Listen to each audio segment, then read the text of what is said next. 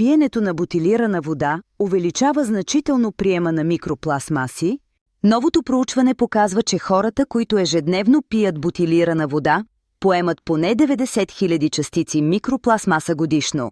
Докторантката Сара Саджеди анализира 140 научни труда и изчислява, че хората консумират повече микропластмаса чрез бутилирана вода в сравнение с обикновената чешмяна вода. Пластмасовите шишета съдържат невидими микропластмаси и нанопластмаси, които се натрупват с всяко отваряне или затваряне на капачката.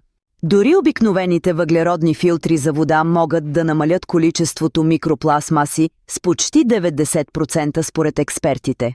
Микропластмасите лесно попадат в храната, напитките и кухненските съдове и могат да причинят възпаления, хормонални нарушения и натрупване в органите.